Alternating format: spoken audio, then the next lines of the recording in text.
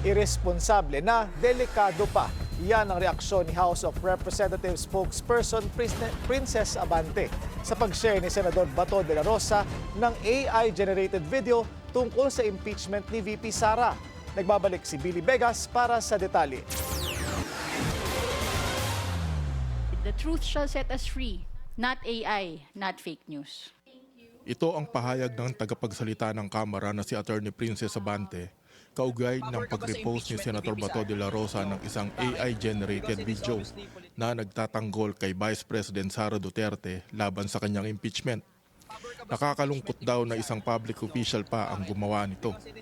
May tungkulin tayong lahat na magtaguyod ng katotohanan.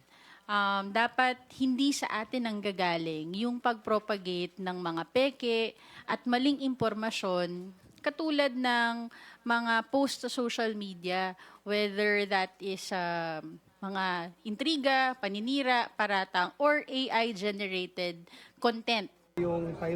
At bilang opisyal ng gobyerno, Hindi ba dapat automatic to sa ating pag-perform ng ating duties na katotohanan ang uunahin, hindi panlilin lang?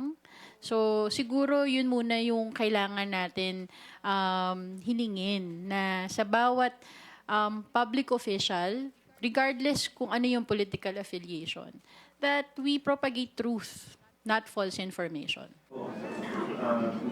umaasa rin si Abante na matutuloy sa 20th Congress ang pagpasa ng batas na magpaparusa sa mga gumagawa at nagpapakalat ng fake news. Para sa agenda, Billy Vegas, Abante Radio.